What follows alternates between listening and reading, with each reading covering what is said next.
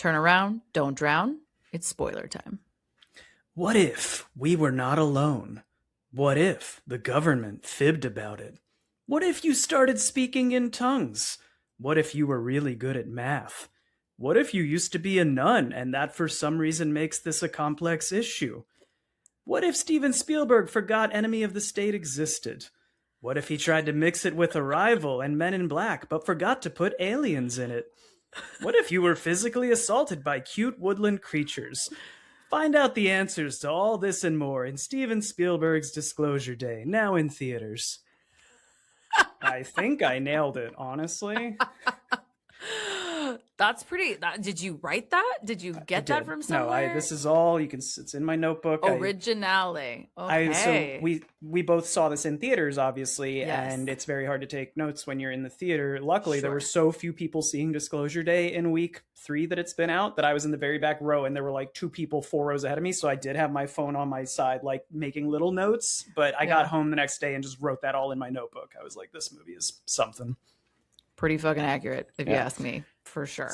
So all that silliness aside, I do actually have a cold open question because All right, hit me. what I just hinted at, especially the aliens component, and thank you for laying down the spoiler warning so early, is that granted, the trailer for this doesn't necessarily show a ton of alien, but you are led to believe. I think everyone that went into this was led to believe it would be a heavy alien movie, and that's just not what we get here. We'll get into that, but like, what would be a film where you saw the trailer and went in expecting something and then got something totally different in a good way or a bad way?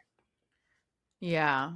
Well, one asterisk to what you just said, I would say personally that this trailer didn't make it clear what the fuck this was, actually. Like, I don't think this trailer made anything clear, personally. I think reading about it, you hear that it's supposed to be kind of an alien movie, but I don't think the trailer does shit, to be honest with you. But what comes to mind for me, of course, is like 12 different things, but Colossal. Did you ever see Colossal? Yes. 26. I thought that was going to be a hoot. It was not. Yeah. Right. Like that looked like it was going to be a comedy, like 100% be a comedy, like a riff on Godzilla, but like funny. It's actually so much darker than you think it's going to be. So no spoilers, but if you go see that, like, it's not a funny haha. There are funny parts for sure, but it's because the trailer made it like the trailer tells you there's a kaiju, like Godzilla type creature, and this random girl, Anne Hathaway, and across the world is somehow controlling it when she's asleep. Like that's what the trailer tells you, and then you get there and you're like, oh, this is heavy.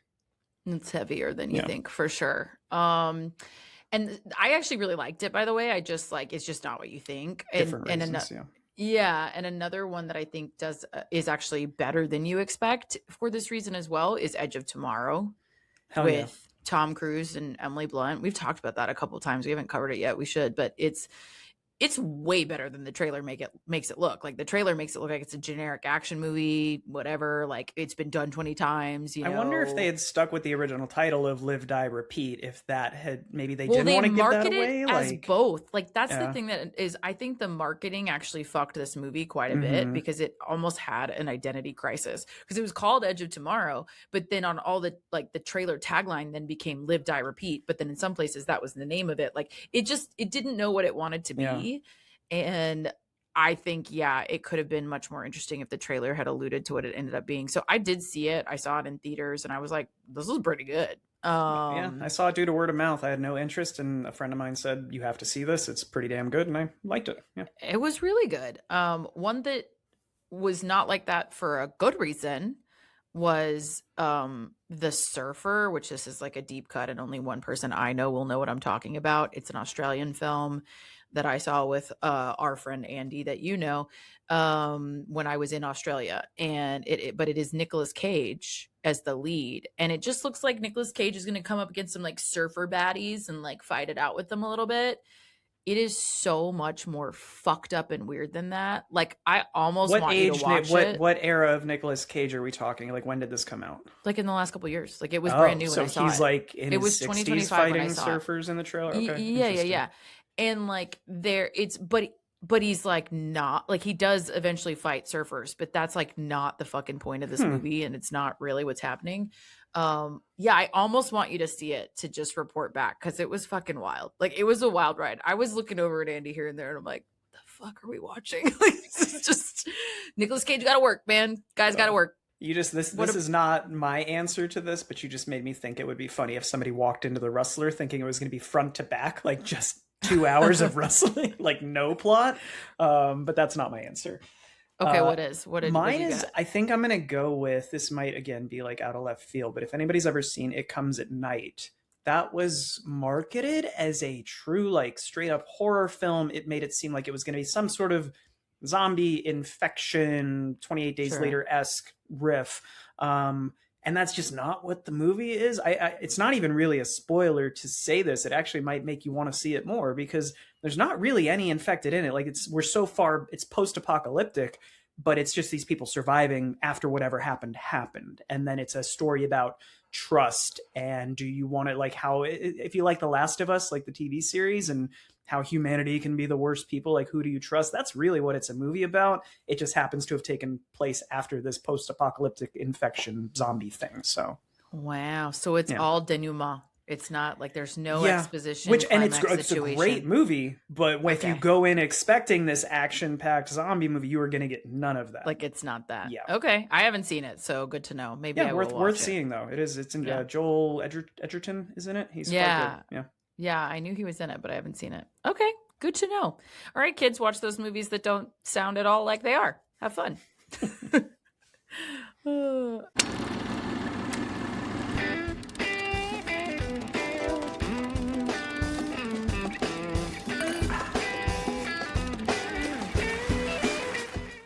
Welcome back to We Drink and We Watch Things. I'm Mackenzie. Hello.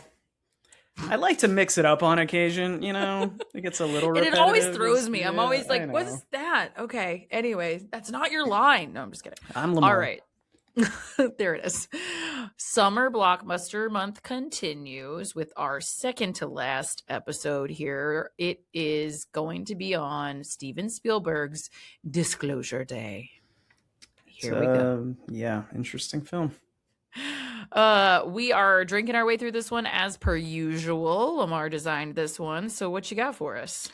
Yeah, so this one is actually pulled directly from the Cocktails subreddit. So shout out to, it's funny to read people's Reddit names, Mr. McFlakey, who designed this. This is 1.5 ounces of gin, 3/4 ounces of lime juice, 1/2 ounce of dry vermouth, 1/4 ounce of Chambord, 1/2 ounce of creme de violette, 1/2 ounce of lavender syrup, and an egg white. So 7 ingredients. That is a lot, but I feel like it's kind of worth it. It's pretty tasty.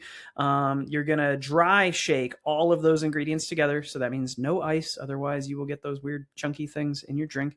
Dry shake it first, then add ice, shake it again, and then double strain it into a chilled cocktail glass. And we are calling this KCXE. KCXE, because that's one of the only things I'm going to remember about this movie, to be honest. Yeah, there's not a lot. Also, you forgot garnish with a lavender sprig. Don't forget. I did forget, actually. I got 2 kitties to take care of this weekend, and the accoutrement did not make the timetable. I got you. All right, cheers. Cheers. Yours came out kind of like, is yours kind of milky? It's not coming through on camera, but it's very lavender colored. Is it's it? like, Okay. Yeah. Like a darker. Yeah. Mine I have, came out again, just guys, like, I'll share the picture and the recipe and all that. But yeah, it came out kind of lavender. What's yours? I mean, mine tastes great, but maybe I didn't use enough lavender syrup or enough of the creme de violette. The lavender syrup's kind of pink. Yeah, but I think that would have added. Mine just kind of looks, I don't know, like gray, beige, honestly, like gray and beige, but it tastes delicious. So great job, Mr. McFlakey. This takes me back to the Adventures of Priscilla, the lavender and the pink. Like, is it lavender or is it pink? You know, the bus is lavender, but it's actually pink. Okay, anyway, moving on. All right, kids, it is delicious though, so check it out, whether it comes out pink or gray or lavender or whatever. We are talking obviously about Disclosure Day, as we said, came out this year, 2026. This has a 6.7 out of 10 on IMDb, 80% from critics. I have questions, and 70% from audiences. Okay, sure, I guess. Directed, like we said, by Steven Spielberg, which, if you didn't know, his best sci-fi film, E.T. His own other sci-fi film, AI.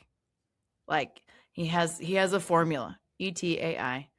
Artificial Didn't he do it? intelligence. Did he not do another extraterrestrial. Alien movie? Am I imagining things? I thought he had 3 Alien movies. No.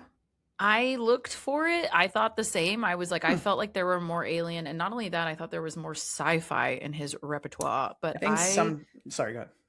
But I just didn't. I didn't find it. I mean, there's some other stuff that he wrote, like that was like adjacent. A lot of the things that came up were like Indiana Jones stuff, and I'm like, that's not sci-fi.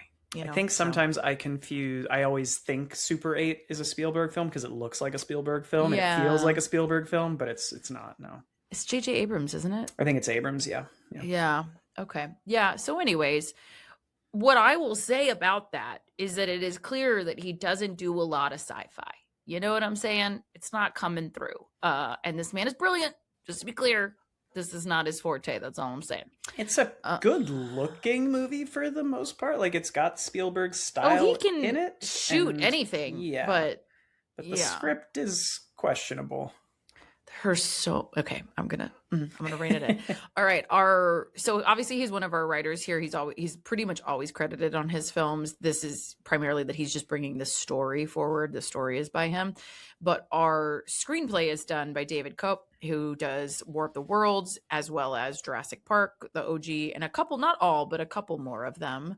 But I was kind of trying to focus this time on like people's sci-fi-esque, type of credits.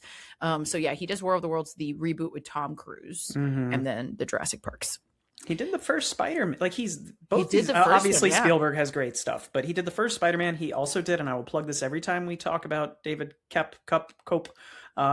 He did the best movie ever made about bike messengers with Joseph Gordon-Levitt called Premium Rush. So if you want to throw on something that is you haven't mentioned that in a minute, by the way. Yeah, so, I mean, but it's so low stakes. If you're just like, I want to throw on something and not think about shit, and it's a fun bike messenger movie, why not? All right.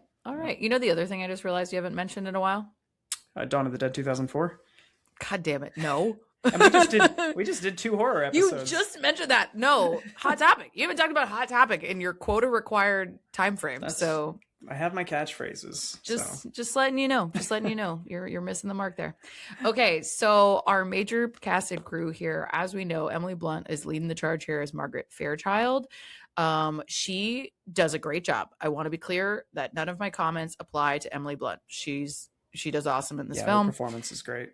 Right. And she is, in terms of like sci-fi adjacent stuff that I think is relevant here, A Quiet Place, as you mentioned, is one that she starred in with Krasinski. And then Edge of Tomorrow she was in, as we mentioned at the top as well. So like she's got a couple of credits to her name here, and some are more actiony than others. So like she just has such range. I would just say in general, I think she has very solid range. Yeah, she even did really pretty like solid comedy in The Fall Guy, which we covered. She was good in that. She super did. And what's the other one? She did 5 Year Engagement, was also a funny one with her. Yeah. Okay, then we also have Josh O'Connor here. He plays Dr. Daniel Kellner.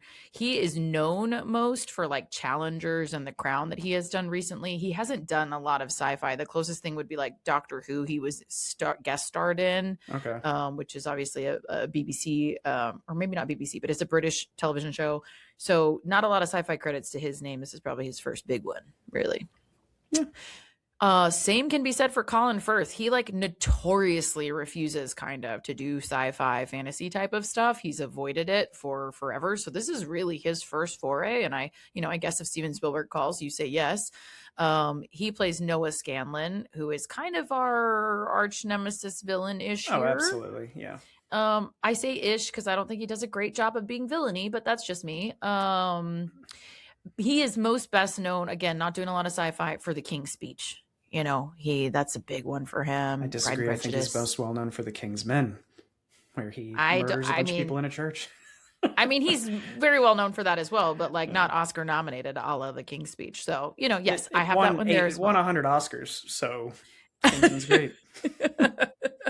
The first one is great, actually. The second one kind of fucks it up. Sam Jackson won 4 different Oscars himself for Kingsman, just so you know. I'm sure that's true. He had multiple personality disorder in that film, so it checks out. Okay, Eve Hewson plays Jane Blankenship. She hasn't done a ton of sci-fi either, but she did do Behind Her Eyes, which is like, kind of adjacent. But she does a lot of period work. She did Bad Sister, she did Perfect Couple, a couple other things. And then something I haven't seen that is on Apple TV, I don't know if you've seen, is Flora and Son. Have you seen that? Mm-mm. Not a No. big Apple TV guy. I get it once a year for Severance and whatever else I can get to in that time. Sure. I didn't used to be either. What I gotta say is it's kind of a dark horse. They actually have a lot of good shit on there that I'm surprised by usually. So, check it out if you want. Coleman Domingo, who is a gem of a human. I just love everything that he does. He plays Hugo Wakefield, and he is great in this. I want to be clear. His most sci-fi-ish thing that he's done was he was a voice in Transformers Rise of the Beasts. And then he was in Fear of the Walking Dead, which I didn't watch. But I loved him in so many things. But one of the really good ones is Rustin. He plays the civil rights activist and organizer Bayard Rustin. So it was really cool. Like, you think about all the marches on Washington and Selma and the MLKs of the world, like he's the organizer behind, he's the wheels behind the machine. And it was a very good portrayal of this guy, and it's a great film. So check it out. I think that we almost covered him twice, because I think we almost did Rustin in like an Oscar nom month, and then we almost did Sing as well in an Oscar. Sing. Yeah. Which is also great, Sing. and I highly maybe he's in Sing too. I don't know. He did a voice in Transformers. Yeah. No, it's really good. Both of those are really good. I highly recommend them. So check him out. He also he was in the reboot of The Color Purple. He's done a lot of stuff. He's just everywhere, and he's great. All the performances in this are pretty fantastic for the most part. The people are not the problem. It's the script. Like the characters they're given are like, what is happening here? Yeah. The writing's real bad, but then there's some other things. Yeah. Okay. Quick plot summary in case you didn't know what this is about, which, by the way, again, I think I still don't know what it's about. Exactly. It's not very clear what it's about. So the summary is not going to help you that much, actually, because it says, if you found out we weren't alone, if someone showed you, proved it to you, would that frighten you? I didn't write my intro knowing that was... I know that. I know. I was on the right wavelength. I believe you, but you guys had similar vibes. That's kind of why I asked that. But also, did that tell you fucking anything? Not really. No. It focuses on we've already got the spoiler warning down, guys. It focuses on the least interesting component of an alien invasion. It's like the secret. It also feels weird because we've talked about this on the pod before of how like Obama came out and said there were aliens 5 years ago. So I don't know why this movie's being made now. That's what I'm saying. Like, they're acting, this is a post-Obama admitting, it wasn't 5 years ago, it was like last year, but still. Oh, okay. It was like last year or the year before, but it is released after the fact. And I need people to understand, this is a post-Obama told us and we didn't give a shit era. Yeah. Right? Like, nobody even blinked. And this whole thing is predicated on the fact that we would not only be upset and confused and whatever, we would lose our fucking minds. Like, we could not be trusted with this reality or we would lose our minds. That's fucking ridiculous. Like, at this point, that's ridiculous. So the premise, just to me at a baseline, does not hold up. Yeah. I don't even know. Is the government protecting us from knowing there are aliens because they think we're going to freak out in this? Or are they protecting us from knowing that they're like torturing them in experiment? Like, which is it? One or the other, or both? I think it's both. Would it be okay if it was just the first one? Like, does the existence actually matter? But I don't think it's that they think that they would be okay with the first one. The way that it is said multiple times, because like some of the deep cut footage, I don't think they anticipate that necessarily getting out. They're just like, you just can't tell them that aliens exist. And again, we've established nobody cares. Like, everybody has thought so for quite a long time. So I just think but I agree with you. I don't think this film is super clear on like what the problem is. Right. Yeah. What is the main conflict and like, why should I be invested? And I don't even get invested in the characters really, because the characters aren't the characters. All of them are inhabited by some other ability. And it's like, oh, so I guess I don't really care about these people and their relationships because they're being driven by some higher power that doesn't really get explained very well. No, never. Like, you're not invested is the key. I think that's the thing you said is like, I don't care about anybody enough to dig into what's going on here, and you don't give me an overarching mission here that makes enough sense for me to glom onto. And while I don't dislike the doctor guy, and I actually think Emily Blunt's character is compelling, Margaret is compelling and interesting, I don't necessarily like her. I'm not like invested in either of them that much. They're giving good performances, but I don't care that much about their lives. They continuously refer to them as passengers or whatever other terms they use in this. So it's like, if all she is this, sort of husk of a person that's carrying this thing that the aliens need in order to succeed, I stop caring about hers. I do think that there's a couple lines late in the film where she says, I don't want to be anybody's god. And she has these emotional like panic attacks and things. I think those are very powerful, but it takes way too long to get to the decent stuff of her coping with this. The rest of it is like, you're on autopilot. I don't give a shit about your relationship with your boyfriend at this point. I honestly, the opposite effect to the religion really line. I had no interest in that. It sounded so fucking cheesy and ridiculous to me. She's like, I don't want to be anybody's religion. I was like, hon, of all the things you could have said, it held no water. It felt so cheesy to me. What if she had yelled, you can't make me read? Would that have been better? Because you said anything. So if she had said, you can't make me read, I would have been really upset about that. Like I would have thought that was really stupid. That part's true. But I also think the only time in the movie that you question, like, what was that? Okay, go ahead. 100%. But no, I just think like let's just stick with her for a second. Let's talk about each of these people individually, and let's stick with her for a second. My thing with her, again, this is a different character for Emily Blunt. That's the thing I liked about watching it, about watching her as this character. I was like, this isn't a typical character style for her. She's like, just the personality and the like kind of almost frenetic energy of this person is very different than I think we see her play normally. So that was interesting to watch. However, you don't fully understand her like connection to the animal thing that feels like such a reach early on, like the bird, and how she's supposed to be having a strong reaction to the bird being there. And I'm like, well, of course you don't want to be an asshole about the bird. Like, if it's a beautiful bird, I'm gonna look at the bird. Like, what do you mean? Like, yeah. And they try to make that such a huge moment, and you're like, it's not that big. Like, yeah, I would be totally mind blown that there was a cardinal in my house staring at me. Like, that's not weird. And they just give her these things that feel like a reach to meaning, to find meaning, and to make them feel heavy and important. And I just don't think that they come through that well. And she does the best she can with that character and with that role, but she has this weird power where she's walking through people and she can just tell something really meaningful and private that they know. And the fucking Red Seas part, like, well, to be fair, she is not just doing that, but she is basically bullying them by turning into their most traumatic dead relative. And being like, but that's what I'm saying. You. Like, but it's not even just that. The implication is that it's like their most meaningful memory or traumatic memory, relationship, or person, relationship, whatever. It's something really profound to them that matters.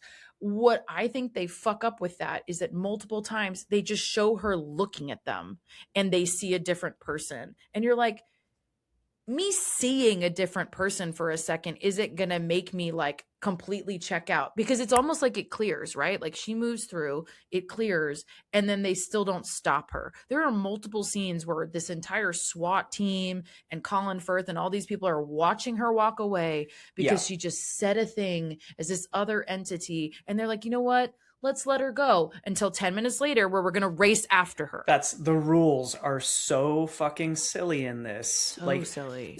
This is it's a Spielberg film, and sometimes you do have to give him credit for taking big swings, like trusting his writer to do his thing, and he's going to make a universe and try to make it magical. And sometimes it lands and sometimes it does not. And this is a case where it doesn't. It does not. But it's like that rule changes of like, wait, so now not just the people she comes face to face with, but a room full of 50 guards don't give a shit that she's walking out of there. Cool. Yeah. But there's other things where they're trying to apprehend the main Daniel, Dr. Kellner, and he's like evading them in the worst and most stupid ways possible. When he's walking through the farm, like 10 feet away, it's shot in the worst fucking way. They can all see him. Like, everyone, if they just looked around, not even just if they looked, if they had a modicum of peripheral vision, right they out the would side see there. him. There's And then motion. he runs for the fence, and you're like, it is a 2-slat fence. You are not hidden. You are, in fact, closer to them and very easy to see. And he's like ducked down and running across the fence. His backpack is like bobbing across. And I'm just sitting here going, why are you running at this? Is that this? Okay. Let me try and string this together. I don't think this is the case. I don't think the script is that smart. But is that this? Does he have the same object on him at that time that makes them invisible later? Maybe that was what they were trying to get you to understand, but he's not holding it. He's not like using its power at that time, because I feel like you have to have it in your hand. Activates. I don't even know if that's true. Like, the rules are fucked. Like, even if that is what it is, it doesn't fucking connect. And he's running at the people who are trying to catch him. And it's not only that. You could say, hey, oh, he's trying to go save her. That's the right thing to do, whatever. He doesn't trust her. That has already been established in him walking away from the house. He takes the bag. He doesn't trust her. He's worried about what she's going to do. Why, if this is literally to the detriment of all humanity that this thing gets caught, why would you go save the woman that you don't trust, who is, by the way, actually not under real threat? She has nothing for them. Why would you run into the building to get her? And also, in the worst and most stupid way possible, let me grab a car and drive into the house. Yeah. And hopefully not hit her. Like, maybe she would be in the living room. Why did he believe that she wouldn't be in there? He just like, I'm going to just drive in. Like, what? I'm not a big fan of the new scary movies, but if they were to parody that scene, that's how it would play out. He would drive through and he hits her. Hit Anna 100%. Faris. She would fly and be okay. But anyway, yeah, that chase scene is very Fast and the Furious logic of like, let's just do cool shit, even if it makes no sense. He also didn't even do really that cool of shit.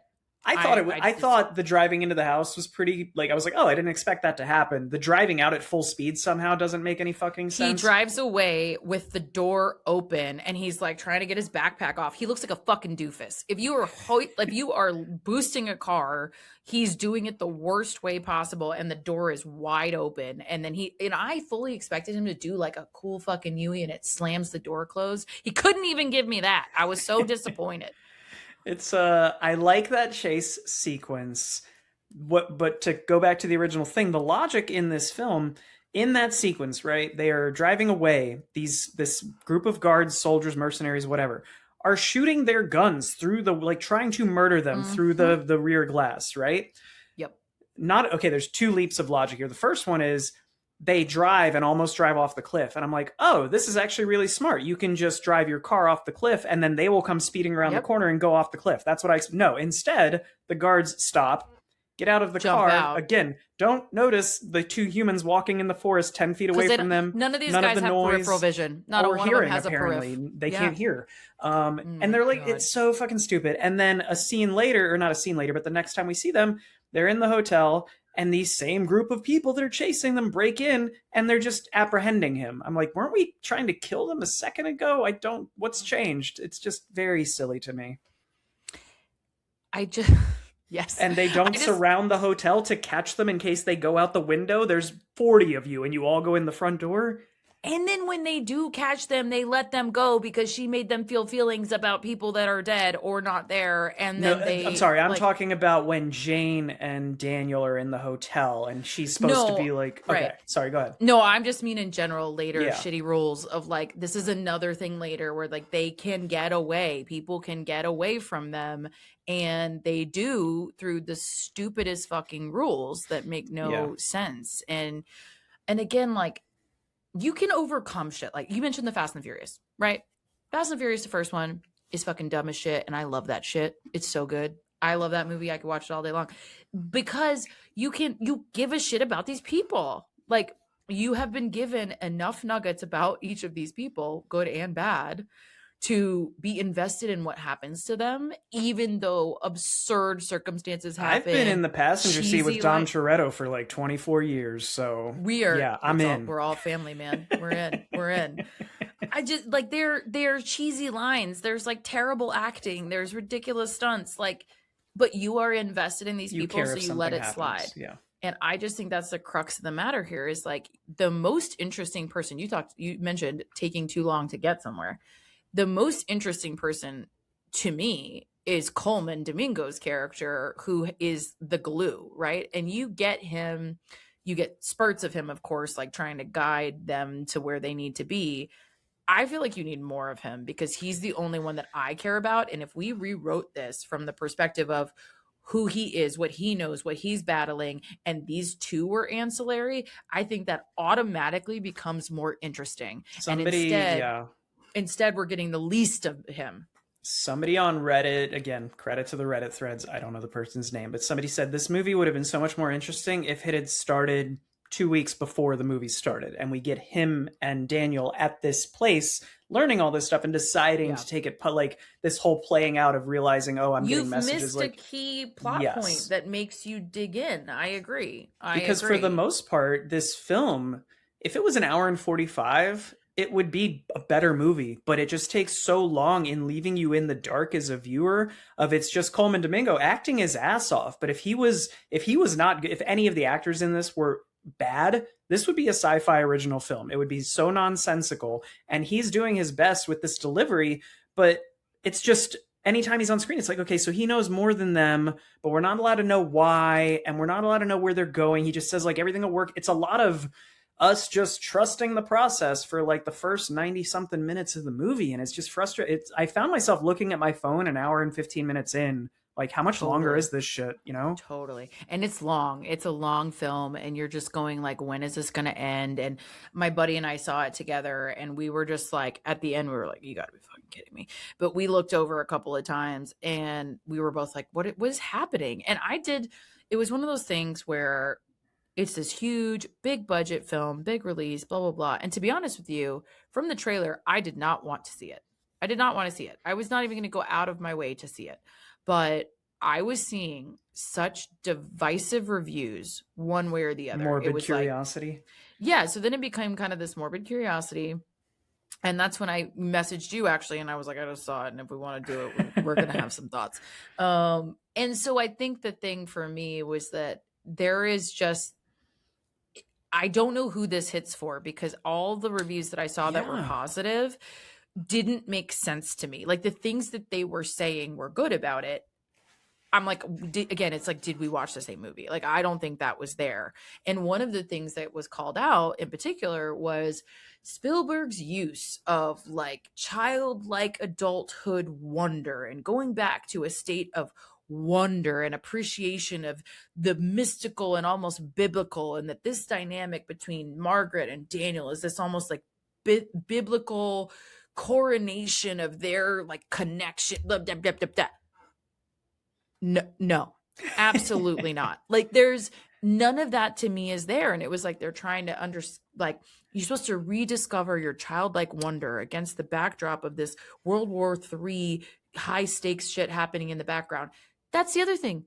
You don't really get that. I don't personally think that background tension and like World War whatever energy that is not given nearly enough time. Yeah, it just feels like sort of a throwaway plot device to say to get that. I mean, it's to say that humanity can't take another thing. It's the Watchmen trope, right? Going back all the way to like the Watchmen graphic novel of like, how can we avert nuclear war? Well, we can say that like aliens are coming and now the Earth has to unite. Like, it's using that trope, but it's doing it in a very lazy way.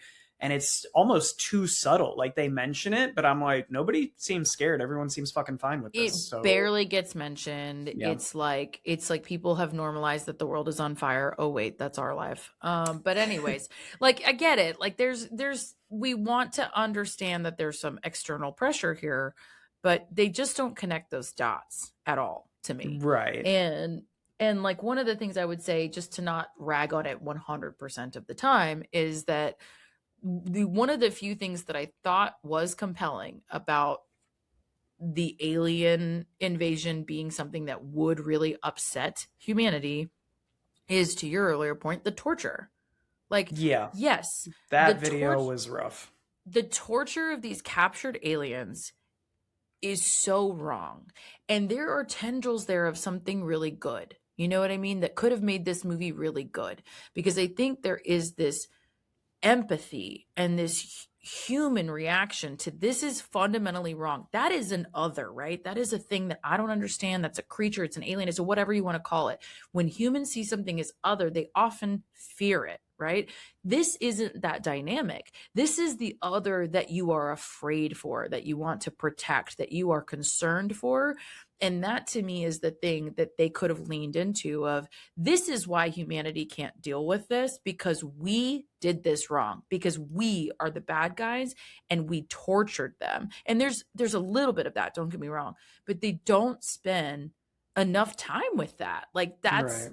it's like a montage, you know? It's quick, and it's when the person you feel the most sympathy or empathy for is a character that's not in the movie. It's not one of our Yeah. main characters. It'd be like, Right. you could do the same thing with it. You could be like, oh, we're going to bring out this secret about this animal shelter that's like, you know, being mean to dogs and cats. Yeah. If we never see the dogs and cats in the movie, what the fuck are we Yeah. here for? Like, those are the things I care about. I don't, That cool, and that's the you thing, know. like, why isn't the camera following that? You know what I Yeah. mean? I just think Yeah. about like, where does my human lens want to go? Where do I want to follow? What I want to follow is what's happening with that. And we don't get any time with that. We get this fucking cross Kansas, not even country, cross Kansas adventure of them trying to get to Coleman Domingo, Hugo's character, and have this big reveal or whatever. They don't even know, actually. They don't know why they're trying to get to him. They don't know what the plan is. And if you're being pursued by countless, you know, FBI, government agencies of various kinds, I feel like you would want to know the plan. I feel Yeah. like you would want to know, what are we going to do Yeah. to solve this? I still don't know the fucking plan. I liked the, I did I don't think enjoy. there was one. So I liked the parts with Coleman Domingo, how you saw them constructing stuff in his background every time. Sure. I kind of liked that of, oh, what are they doing? That's Oh, they're cool. building a house. Okay, cool. Right. I And do then like that makes progression sense. of like, what is that exactly? But the Yeah. whole like, we need you to experience your house so that you can go back to this memory. It's like, dude, the aliens have been fucking magical to this point. She can appear to anybody as she wants to. I think we could just tell her, hey, you have this power that we don't need this whole weird explanation. And It's they a don't make it reach. fucking make sense. But No. meanwhile, they can have one of this made me laugh. There was so much unintentional humor in this. There's a point where they're tracking them on the road, and I think he's asking Jane when he's got her under his control, like, what did you see when you drove here? Okay, street signs, da da da da. And then he says, what side was the sun on? And she says, the right. And I'm like, okay, cool. Everyone in the theater should know what the fuck is going on. And then one of the like goon soldiers goes, the sun was on the right. They're heading north, maybe northwest. And I'm like, this is so close to being a sci-fi original film. It is this fucking close. It's so funny that you say that, because I now remember registering that and being like, was that necessary? Like, was that necessary? I just think I do think you called out something good there. I like the progression of the build of this house. Again, I feel like Hugo is the center here. You know, to me, he's the center of this story and we're not looking at him. You know, his stuff is just too obscure. It's like it's too obscured, and it's like you don't get enough context. And I'm not saying that these two are not key to unlocking whatever I still don't know what happened, right? Whatever we unlocked, right? I'm not saying that they're not key to that. Fine, but he is the puppet, and I think the reason that matters is because he is protecting the thing that we are trying to get to the whole time. Like, he is the glue. I just think that perspective would have been so much more interesting, and it's such a missed opportunity, especially when, no offense to Josh O'Connor, I think he does a great job, but his role, his character is deeply uninteresting. I'm sorry. You get like 2 minutes of giving I don't even a buy shit. him and Jane being like, they don't seem that into each other, honestly. They have no chemistry whatsoever. And he doesn't even seem that smart in this. And by the way, I've seen him play roles where he does seem smart, by the way. So I don't think it's an He was actor good in thing. the Knives Out sequel. I liked it. Or the third Right, Knives exactly. Out, Like, I think he can read as an intelligent and resourceful and adaptive guy. He does not do any of that here. He just is like being puppeted again by Hugo, and he's supposed to be this incredibly brilliant analyst and whatever. And then they try to give him an edge because he was in jail and he was recruited out of jail.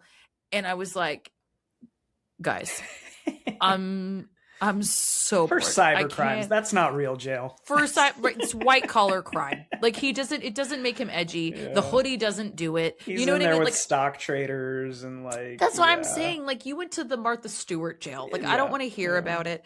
It's just not that interesting. And then Jane, is just annoying, actually. The Jane storyline, if we were going to cut this to an hour and 45, I would almost get rid of Jane entirely. It's so silly. Like she has a device. I get it for the villain to kind of find them. That could have been the end of her arc. I didn't need her to go off on it because there also could be other devices. Like you could insert, something else. Like you can fill that time with something more interesting. Because what happens after that? After he saves her for no reason, as you already pointed out, they go to the hotel. He tries to, blindfold or like cover up all the things so she can't see. He leaves the paper out. Then they get crashed in on by the guards. And he says, this girl who I know the villain of the story is able to read and see her eyes. Let me give her the device that needs to be kept safe. That makes fucking sense. And from there, the rest of her story, dude, is literally she walks to a diner, she makes a phone call, and then she walks to the radio station. That's Jane's story. After being like tormented by the villain, she just kind of disappears in the back half until we need the device from her, and that's it. So fucking stupid. I can't. I'm exasperated. If you can't tell, I'm exasperated by this movie. I think the other thing of many that frustrates me about this is there's this huge corporation, and then there's this World War III thing happening in the background, and then there's an alien invasion, quote unquote, not really. And then there is a spy factor, an espionage thriller. And then there's also like this love story that's being broken up by this controversy. And then there's this like completely banal, neutral, still opposite sex relationship that somehow is supposed to be the key to unlocking everything. And they're all of a sudden very intimately connected, even though they don't know each other at all. And they are, wait for it, running all over Kansas to do all of this. This movie is doing 27 things terribly.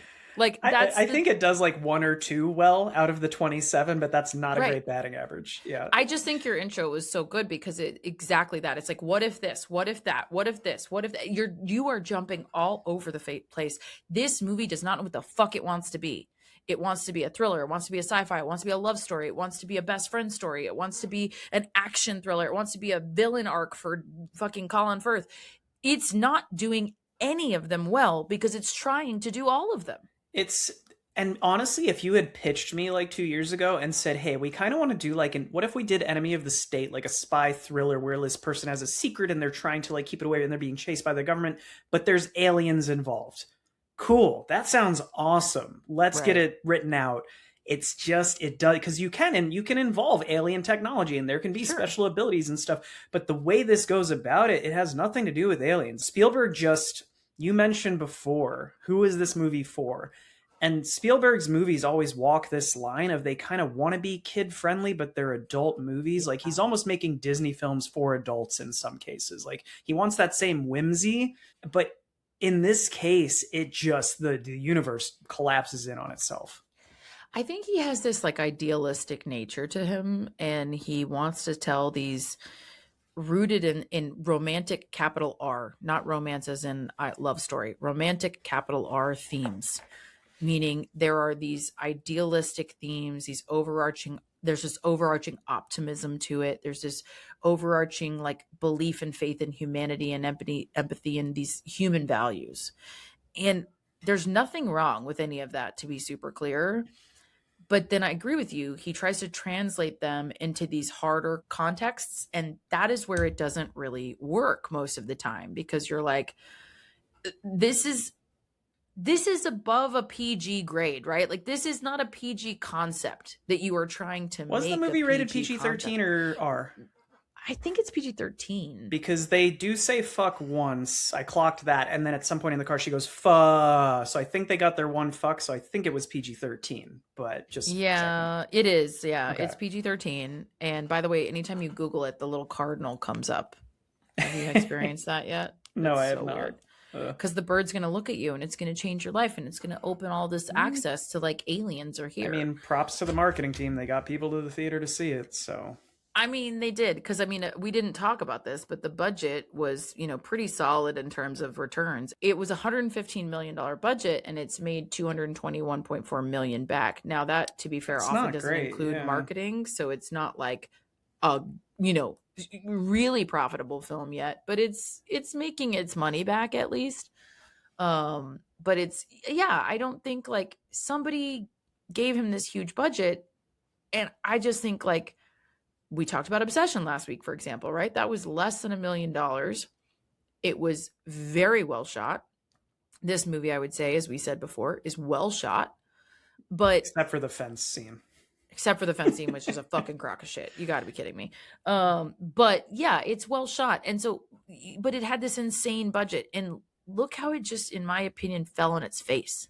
Like, Yeah. you're just you're trying to do too much. There's no anchored story here. Like, we keep saying this jokingly, but I mean it sincerely. I still don't know what the fucking point was.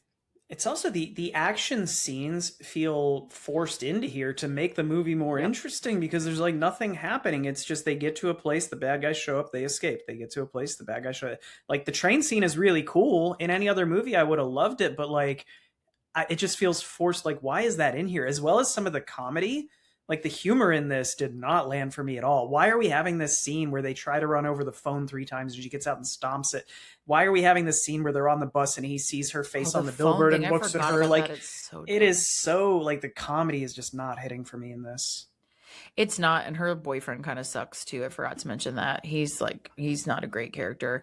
And I just, there's so many nuggets that are It's not Kurt Russell's son watch. you're talking about. You better be careful. He's a tough guy.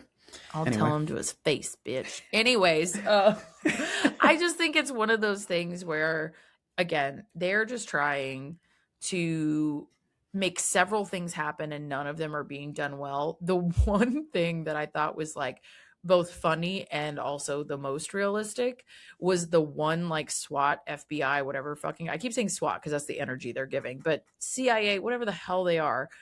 He's like Colin Firth's right-hand man. Boyd. I don't know why I remember his name. He was the most memorable character in the movie, I guess. Wow, look at you. You just pulled that out.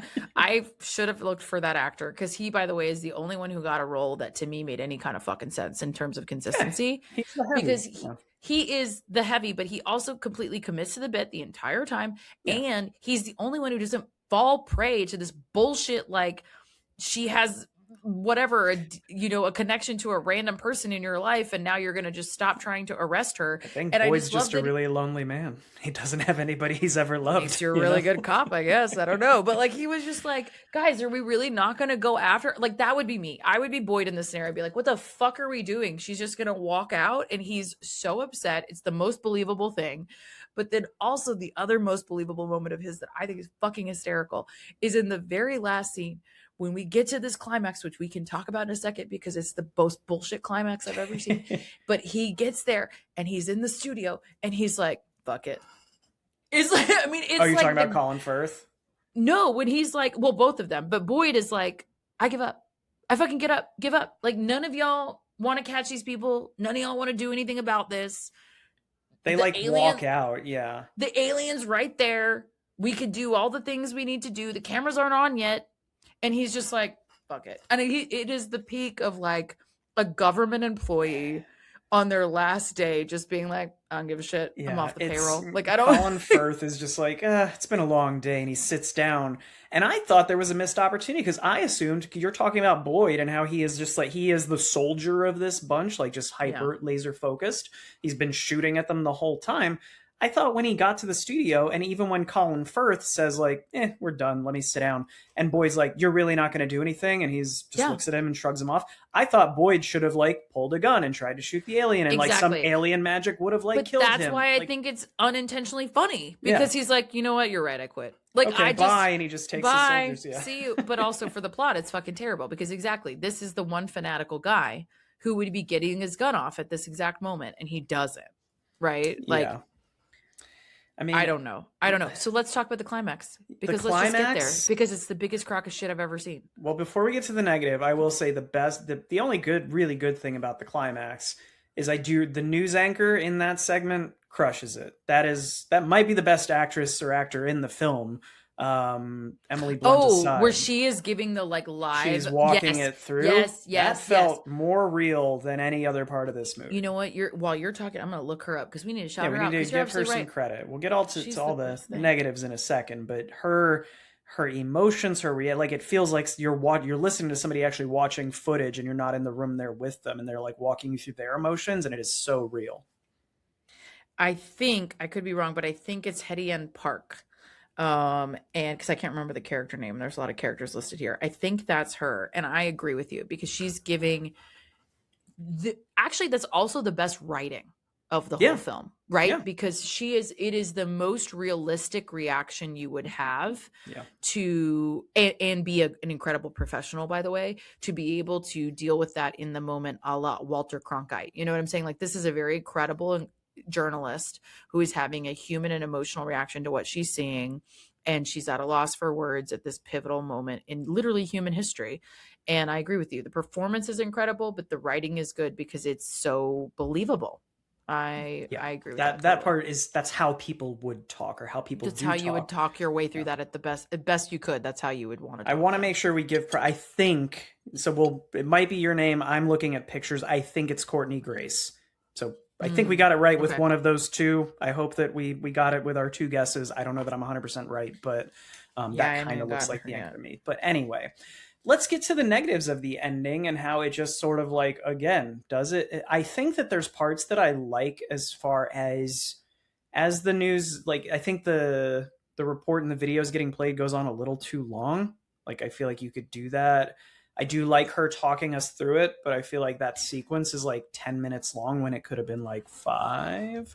Right. It's like, this isn't a real, we're not really in this universe. We're not going to really watch this news story. I don't need to watch the news for the last half hour of this film. Yeah. Right. I agree with that. I think the crux of the matter that I come to as we get to this conclusion is that there fucking isn't one. There just isn't one. We have gone through all of this bullshit. We have attempted to connect to these two leads that we are dealing with. We have this overarching pressure of the universe, and the people and the whatever are not going to get it. We've seen this abuse of these aliens. You know, when Hugo comes out with this thing, like, you know what it's going to be. You know it's the alien, right? That they're going to reveal the alien. And you think that's going to be the moment that they explain to the world and show the world this alien, this seemingly wise, beautiful, incredibly human, for lack of a better term, creature that we can actually connect to. You know, you don't get any of that. You get Josh and Emily walking up, holding hands with this thing for 3.5 seconds, presumably having a profound realization as a result of that. And then you just get Emily walking up to the camera, taking over. It's her time to shine. Listen. Credits. That's it. That's it. The way I wanted to flip a fucking table. We have waited 2 hours and 40 minutes for this. We have waited 2 hours and 40 minutes for you to close the fucking loop with listen. Listen, Linda, you fucking tell me what we're dealing with here. I cannot believe that is how it ended. I waited. I Googled, of course, like, does it have a post-credits scene? Am I going to learn something else from this? No. And not even that. I still waited. I was like, whatever. I'm going to just see. Like, there's got to be another thing. No, that is all you get. I would love to listen. What would you like me to listen to? So the screenwriter has come out and tried to salvage this by saying the point of that line is that the aliens' language throughout the film is empathy. And that's why Emily Blunt, sees these people's tortured past and like talks to them through those people and makes people feel better in some capacity. And he's like, that's the message. I don't give a shit. I don't want to have to connect these dots to be like, this is the message of the movie, is for us to care about each other. I don't think that was the message of the movie, honestly. I apologize to the author of Jurassic Park by saying that is a shitty writer making a shitty explanation for a shitty screenplay. Yeah. I'm sorry. That is a crock of shit. That if you wanted there to be empathy, It would have been like something I've seen in a million other sci-fi films. It would be a montage of all, like, it wouldn't even be language. It would be images translated that says, like, here's how our people can come together. Here's what my civilization is like. Here's the beauty of this, the beauty of that, whatever. You would be giving imagery, or she would be giving a speech. She would say, I did that. Do you know what it is? It's that this writer can't write the thing that he means. But like, if the alien's language and communication is empathy, and the ability, like when you communicate as them, it brings people together because we can all see each other's pain and empathize with that. Why would the aliens that came to Earth before have been tortured and all the, like, wouldn't they have a conversation? And it's like Colin Firth, because she's supposed to translate. And again, that's not coming through clearly enough. What I think it is supposed to be is that Josh and her are the combo that are going to help humanity understand the aliens, and the aliens hold all the wisdom, right? They know what we've done wrong, and we're not being empathetic with each other, and we're on the brink of this world war and all these things. But even that is not clear. And I feel like we're getting into this stage of there's like a translation issue, because I think the messaging is supposed to be so profound from the alien. I genuinely think it's truly a writer going, I don't know what to write that's going to be a powerful enough speech to wrap this shit up. So with that in mind, what would you have wanted the alien to say? What could have been the funniest thing that he said as the last line of the movie? Funniest thing? Better than my head goes to... Listen, Linda would have been better than that, because I at least would have laughed. Like, I mean, my head goes to two things. First off, you mentioned he's very old, so he could have just said some senile bullshit, and that would have been hilarious, and we could have cut the credits there. Why is he a he, by the way? We don't know that it's a he. I think it's a she. He's got a masculine alien look about him, I think. I feel like they referenced, whatever he identifies as is fine with me. But I also go to, have you ever seen the Piranha remake with like Jerry O'Connell? No. I forget. It's bad horror. It's like a dumb, fun movie. Spoilers for the movie Piranha that came out 20 years ago. If you've never seen it, it's a dumb fucking movie. But Jerry O'Connell is in it, and he plays basically like the Girls Gone Wild guy, like the dude who's like this pervert at the beach, like trying to get girls to show their boobs and stuff. And that's his character. He's like this scumbag throughout the thing. He eventually dies. He gets in the water, and like the piranhas eat from his waist down, and they drag him into the boat. He's still alive and bleeding out, and the guy's got him by the chest, and his final words, he looks up and he grabs the guy by the shirt and he goes, "Wet t-shirt contest," and dies. I feel like the alien could have said that in this, and that would have been better than if you just been like, "Wet t-shirt contest." You know? I honestly think anything could have been better. I think of all the last words, it's truly such a terrible choice, because you're asking me to listen and then you say fuck all. Like, you can't say listen and then cut to black. I'm sorry. Like, even if she opened her mouth to speak, but they cut to black then before she said anything, even that would be better to me than ending on listen and then nothing to listen to after 2 hours and 40 minutes of waiting for her to fucking explain. It's very fitting that there was a Matrix reference in this. I don't know if you tagged that with like they get out of the hallucination, whatever, the shared vision, and they both go, whoa. Like, that to me was like clearly a Matrix thing, because the Matrix was a little complex the first time I watched it. I was like, okay, we're in a machine. This is not real. Okay. But by the end, it all made sense. The rules do not make, you can make a confusing sci-fi movie, but you need to establish the rules and have it all play out and make sense. And this just does not do that. No, it just doesn't tie it together. It doesn't make it make sense. It doesn't make a lot of the incontinuity of certain plot lines make sense. It's not, I can't, it's very hard for me to find something about this that I liked outside of, again, it's shot well, it's Spielberg, he's a professional, and the performances are solid. I don't think, my last nugget I'll say in terms of bitching about this is the Colin Firth of it all.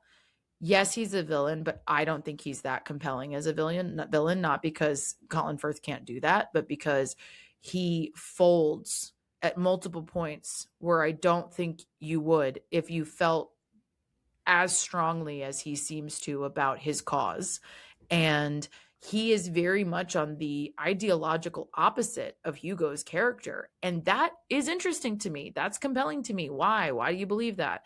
But he, again, he folds at these like key moments in the story where I'm like, you're not committed to your own, not even villainy, antagonistic nature to this goal. And it just, I wanted more from that person as well. There's potential in that character, I think. I like how you said, like you said, he's conflicted over the fact that this guy was his friend and he trusted him. And I think, again, I saw this once. I believe when he arrives to the facility at the very beginning and they're like, they just get back from like, this guy escaped with all these things.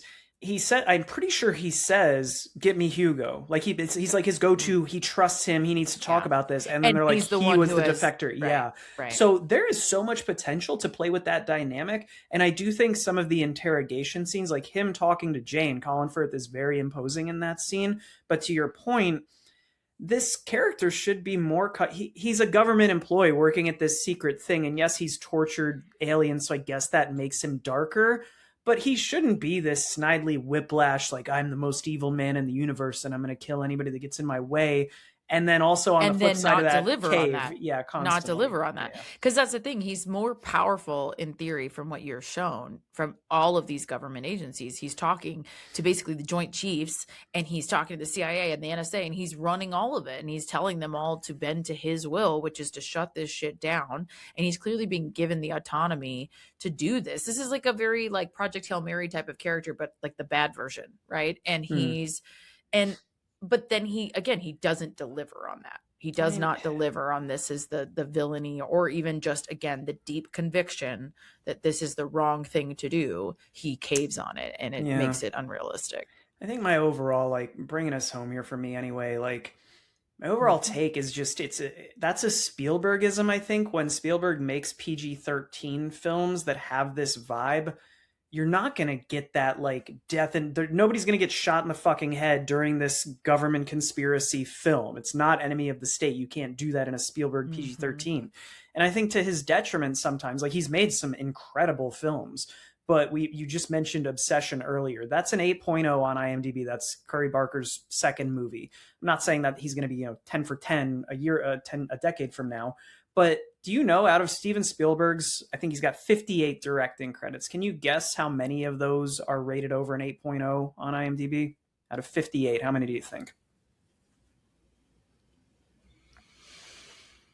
I'd say sub 10.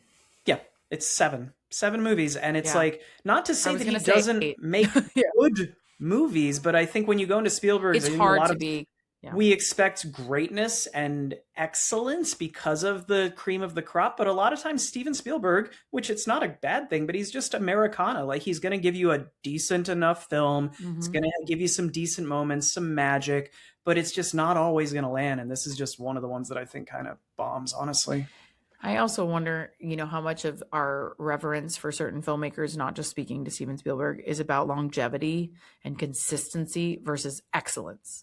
Like I would say he's consistent and he has had quite a long career and I like a lot of his work. It's good. Yeah.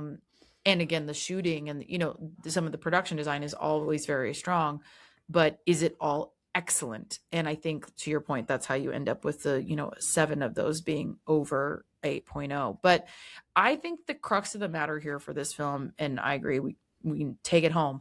I think the crux of the matter for me in this film is less so Spielberg and more so the writing. Like it's just the writing is absolutely atrocious in my opinion. And I looked later to be like, really like who wrote this? What was the deal? There were 42 versions of this script. He wrote 42 drafts of this script. They ended the same way every time, which by the way, I think is problematic to begin with. When you are writing to the wrong ending, in my opinion, then you are writing a bad story because you're trying to get to this same point in time. In my opinion, if you are writing 42 drafts to get it right, there's a core problem there. I don't think he ever solves it. And I think that's what we see get made manifest on screen here. Like he doesn't solve the problem of writing this story in a way that is empathetic, human, believable, and also still a sci-fi alien film. He can't figure it out.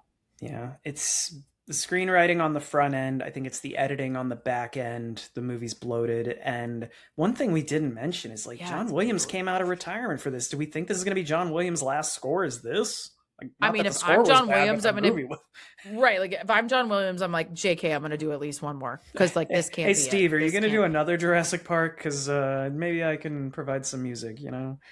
Truly. Well, okay. So we've talked about all kinds of factoids. Do you have a shitty worst fact for us here? I think we've spent enough time on this movie. I sat through 2 hours and 40 minutes of this, and I was looking at my phone constantly. It took that from my life. So the least interesting fact about this movie is that it was made.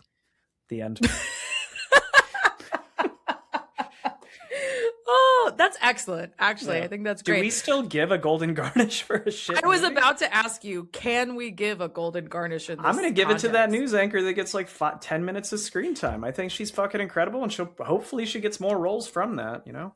That's a great choice. She does do an excellent job. I'm going to give it to Emily Blunt because I think she has the most work to do here, and she does a good job. She does a very good and consistent job. And not only that, it's different for her. I like that she took a role that felt to me different than other things I've watched her do. So that held me in there a little bit. It kept me going to watch her be different.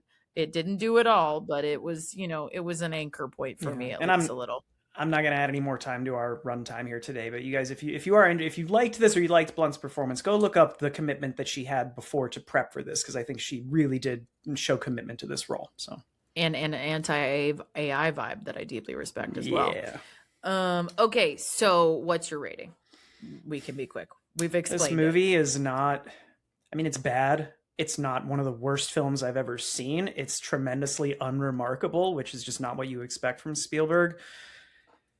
I think the question is, what side of 5 do I put it on? Because do I think it's watchable? Well, I think to me, a 5 is like, watch it, but don't expect to really enjoy it. Yeah.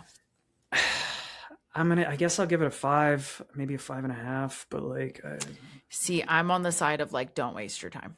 Yeah. I'm at like a 4.5 at best, because I agree with you. I think 5 is like, watch it. Like if you have time, like watch it. But even as a rental at home, or not even a rental, it's streaming free somewhere, I would not give 3 hours of my movie watching life to this if I knew that this was what it was. That's just reality. So Truth. I can't say I'd recommend it. Fair. All right, kids. Thanks for joining and listening to us absolutely rant our heads off about this one. I wanted it to be better, but I can't say I'm surprised actually from the trailer that explained fucking nothing. And by the way, the movie didn't either. So come back next week for our final summer blockbuster that I know is going to explain a lot of things. The Odyssey.